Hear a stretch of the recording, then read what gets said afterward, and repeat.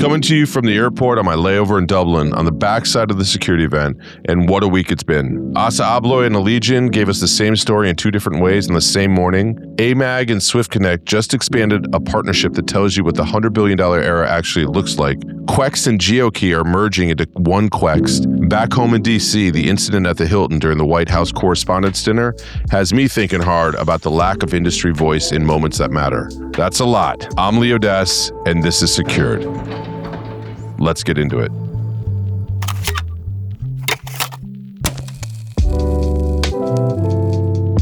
First, two of the largest companies in our industry reported earnings on the same morning, and they told us the same story in two different ways. It made for one heck of a morning right before the security event, but we made it. ASSA ABLOY posted Q1 2026 sales of roughly $3.9 billion US dollars. They reported revenue was down 6%, but that is not the entire story because you had currency in there. Strip out the currency exchange headwinds and organic growth was 2%. Operating margin expanded 40 basis points to 5.3%. Cash flow was up 30%. They closed 3 more acquisitions in the quarter, and by every meaningful measure, it's a steady and resilient quarter for the largest player in the space. Allegion reported the same morning. If you back out the DCI acquisition and also the currency tailwinds, the organic growth was 2.6%, almost identical to ASSA ABLOY. Two different companies, two different geographies, two different portfolios, the same underlying growth rate. That tells you something about the demand environment more than it tells you about either of these companies. Where the two companies split here is on margin. ASSA ABLOY expanded by 40 basis points. Allegion compressed by 150. Same industry, same morning, opposite directions. Allegion got the price, but it did not get the volume, and the mix shifted against them. Here's what I think you should pay attention to. Inside each company, the pattern shows up. At ASSA ABLOY, the division called Global Technologies, which is where HID lives, it grew 4% organically and expanded margin by 160 basis points. The hardware-heavy Entrance Systems division was flat. At Allegion, CEO John Stone named America's non-residential and electronics businesses as the growth leaders. Electronics by name in the headline quote. Meanwhile, their international segment posted negative again, down 5.3% organic growth on an ERP disruption inside a legacy mechanical business. I'm not sure you can blame ERP for continuous declines at this point in the international business. But if you read the bigger pattern, again, the parts of these portfolios closest to electronics, software, and identity are growing and expanding margin. The parts closest to traditional mechanical hardware are flat to declining and compressing margin. That is not a forecast. That is two of the largest hardware companies in the world reporting it on the same morning. 5 years ago, the headline quote from one of these CEOs would have been about residential strength or a new lock platform. Today, it is about electronics. The center of gravity in this industry is moving, and the public companies are now the ones telling us so. Second story, AMAG Technology and SwiftConnect expand their partnership this week, with SwiftConnect now powering Apple Wallet and Google Wallet activation across the entire AMAG portfolio. This isn't an arc. It's not a one-off. It's not like a job was done. I flagged the depth of this collaboration at CES 25 in 2025 in Tewksbury when I wrote that AMAG was bringing peace and back to life through SwiftConnect, and I called it as a collaboration, not an integration, because the distinction matters. I then wrote about AMAG's Shore Rock Partners and Bell Tower investment as the moment years of rebuilding met the capital to scale. This wallet expansion is an example of what that rebuilding and that capital now produces. Pay attention to the language in the release. AMAG is a leader in global access and identity solutions. That's their words. SwiftConnect is a leader provider of the connected access network for places and spaces. Also their words. Those are positioning statements, not press release filler. Most companies let the market define them, but what they used to be, not by what they are. These two are clearly defining themselves by what they are today with a clear understanding of what they are becoming. They are using words with intent. This is what good communications looks like. The bigger tell is how AMAG is defining open. Most of the industry hand waves at the word and uses it wrong. I call it the beard. AMAG is defining open as intentional collaboration with best-in-class partners, which they can own, it is repeatable, and it is something customers can actually feel and want. That is ownable. The word open is not. It's also a self-aware move. In the new era of electronic access control, best-in-class collaboration is a bigger market opportunity than closed and controlled for most. Building everything yourself for most companies is slow, expensive, increasingly a worse product. Partnering with SwiftConnect on Wallet means AMAG's resources to go where AMAG wins, and customers get a better experience faster. That is the Nokia moment versus Oracle moment playing out in real time, and AMAG is choosing the Oracle side. This is good work by Dave Sullivan, Kyle Gordon, Jennifer Marks, and the entire AMAG team, and the Matt Kopal and the SwiftConnect team. This is where the $100 billion era looks like when you actually build for it.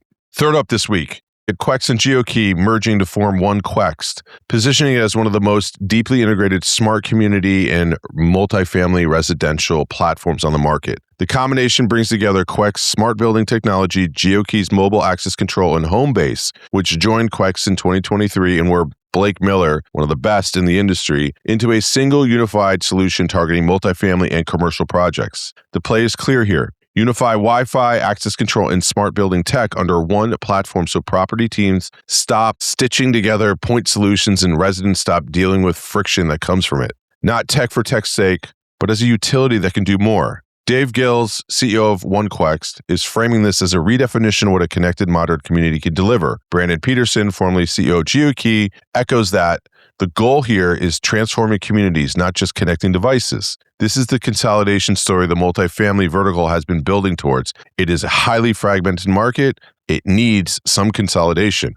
Operators want fewer vendors and more accountability. OneQuext is betting that can deliver both, and I like it. Fourth and last one of the news this week, and this one is closer to home for me, literally. As many of you know, I was out of the U.S. this week at TSE, and I'm assuming most of you saw the incident at the Hilton here in Washington, D.C., where I live, in the White House Correspondents' dinner that took place around it. Politics aside, and I mean that seriously, put it aside, please. Two things that stand out to me that sit squarely in the lane I think we have permission to speak about without getting weird. And I want to share them here first as I unwrap what is going on in my head around it. It is also wild to be out of the country when incidents happen like this because you get to see how they land elsewhere and hear those perspectives, which is very different. So here's what I'm thinking. First, there is a lack of industry voice that can credibly speak to safety and security in moments like this. Looking at who did speak and listening for any real expertise being used to bring a point of view, we skew far, way too far and too heavily toward practitioners with one type of expertise. And we lack what I would call a neutral, non-thirsty point of view that the broader public and the press can actually turn to. Doesn't mean their voices aren't important. It's just we skew too far. Second, there's a real opportunity here for the safe school community in North America and the safety community more broadly to lead a more serious conversation. The room at that dinner was full of people aged 35 to 75 who have never sat through a school shooter drill in their lives at the age of the kids who go through them. And yet we speak to those kids like we have. They just lived through one in real time, and the entire cohort now has lived experience that did not have a week ago. Our safety and security institutions should be loud and out front right now. We should have the collective ability to communicate outward to the people who shape policy and culture. Lawyers, news outlets, luminaries, heads of state, and the business leaders who were in that room. We should also be speaking loudly and publicly in a way that is productive. That is how change gets invoked. So the question I keep going back to is this. Who, whether an entity, a person, or something else, or a group in our industry is positioned to be that voice right now? And what would it actually take to mobilize it? Because right now, it's not ASSA or as is. It's not SIA. It's not the CEO of any one company. And it is not any of the gun violent experts I've seen on TV or read about this week. I'm not saying it cannot be. I'm saying it is just not right now. And it could be more than one. We need it. The auto industry has it. The electronics industry has it. Most industry have it. We do not. And this ties directly to something I've been pushing for now, which is what we need to be. We need to be in the rooms, not adjacent to it, not commenting on it after, but in it. More on this, I'm sure, in a future brief, future conversation. Let's just have that.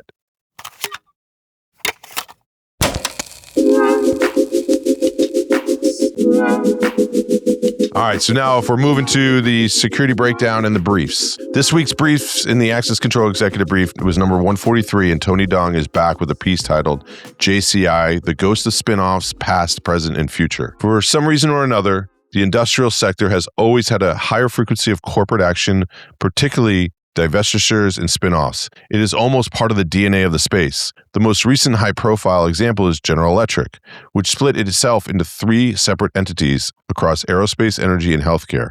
Honeywell is now planning a similar path, carving out its businesses across building automation, aerospace, and advanced materials. Honeywell previously spun off Resideo, which itself is now exploring future separation of its security distribution arm ADI. Industrial conglomerates tend to build, consolidate, and eventually break apart. So it really was not much of a surprise when news surfaced that Johnson Controls is considering yet another divestiture. This time, the company is reportedly evaluating the sale of up to 2 businesses within its security segment, specifically access control and intrusion, with an estimated value around $4.5 billion. The current plan is to sell them separately, although a single buyer remains possible. Johnson Controls has been here before, including the sale of its residential and light commercial HVAC business to Bosch. Tony's framing is the part that makes the brief super useful. If you were a Johnson Controls executive planning this move and you woke up to be visited by the ghosts of spinoffs past, present, and future like Scrooge, what would they show up to you? Tony's view, and the one I share, is that this is not a bad deal at all. JCI is unlikely to outcompete the access control long-term players in our industry. The players are deeply entrenched, vertically integrated, and are already executing on the shift towards software and recurring revenue. JCI's strength lies elsewhere in its integrated building systems, HVAC control, energy management, and services, higher-level system orchestration rather than component-level dominance. Divesting access control and intrusion looks less like giving up growth and more like refocusing on core competencies. Again, if you're a corporate access member, you got the full brief. If not, sign up. I'm happy to send it to you. All right, now to my view. This week was the annual pilgrimage to the security event in Birmingham. We call it TSC. I've written before that it's one of my favorite shows because of the uniqueness of it, the atmosphere created, and our partnership with the 19 Group, where you got a ton of trust. They let us execute, and all the people we see on LinkedIn and then in person in the company supporting the effort. Hillary and I did a lot this year with the X Forum, 25 talks, including one-on-ones, panels, discussions, and new edition called XPod, which we'd had 45 companies represented by executives answering 3 questions in a podcast format. We hosted Industry Nights sponsored by HID, SwiftConnect, Genea, Honeywell, Lenel S2, and Verkada, and in partnership with ISC Events, SIA, and ELF, where over 150 of you joined us. And I delivered a presentation called The Integrator of the Future, thanks to Verkada, where I covered 6 attributes of what the integrator is going to be as the industry goes from a security integrator to a systems integrator. Here's my summary of what I observed and some insights from all the discussions and conversations. First, the platform play is absolutely in motion in the UK market as well as we've seen everywhere. Cloud conversations are more or less ubiquitous at this point. Second, it is always eye-opening to see the cultural desire to wait for regulation to shape our industry by regulators who know little about our industry. What stood out was that we are not in any of those rooms, like I said before. It feels like we believe our job is to be the expert communicating the regulation given to us, not being the expert shaping the regulation. I also heard, more times than not, the cybersecurity experts are driving more of the physical security regulations, and now you have AI experts going to do the same thing. It is a problem, and I do not get the desire for us to just roll over and get our bellies patted. And third, there's a real belief that this show is going to be 3 things soon. Old school hardware companies showing, old school security companies showing, and then identity and automation companies showing. The third one to me, that's the most important. And fourth, the workplace show that happens at the same time is slowly creeping into the security show. The first stop on that change was visitor management. Next up, identity. The consensus is that identity is shifting there, and we become an orchestration layer. I'm still distilling my thoughts on what I mean by this, but give it a read when it comes out in the brief upcoming. Thank you to everybody. I wrote recently that community is hard to beat and a global community is impossible to beat. This show exemplified that. Hillary and Alex and I are forever grateful for the reception, the conversation, the partnerships we had at the show. Overall, I'm just grateful. So before I go, I appreciate all the feedback and response to my LinkedIn post about turning 49. It's always wild to see how something lands with the community. What was intended to be a conversation about how decisions are made in the rooms of our industry and how the personal situations of the individuals making them end up driving more of the why behind those decisions. It turned out to be a reflection of me getting closer to 50. Here's what I said. I turned 49 recently, and I think a lot about what's going on in my body, my brain, and my thoughts, and my heart, and how that makes me show up daily in decisions that I make and how I interact with others. Then I think about how it relates to many of the leaders in our industry who are around the same age. I talk to a lot of them, how their emotional, physical, and logical state impacts the decisions of the people who work for them, work with them, and buy from them. And then also who we protect. I know it's not linear. Everyone has their own story, but I am sure there are similarities. Things like where they are in their life journey. Are they happy, proud, sad, excited? How death around them or the presence of it is shaping them. Their dog they got 15 years ago or someone else, or weirdly not, but it's just simply impactful. The pressure of how they guide the children in their life, or the pressure to stop guiding them and just let them live. The guilt or joy they feel when they reflect on how they've been treating others and engaging with their own children. The relationship with their significant other or partner. The pressure of whether it's 2 years, 10 years, or 50 years left in their own life, and what that means for what they do today. The changing priorities of just things like what you care about now and do not anymore. Whether their parents are proud, whether they just don't care anymore or comfortable and they move on.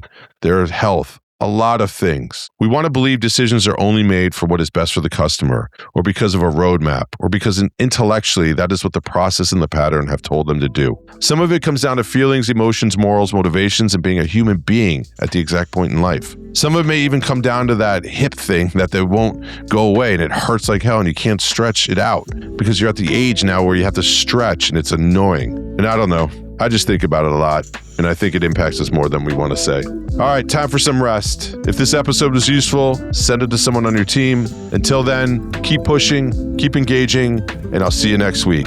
I'm Odess, and this is Secured.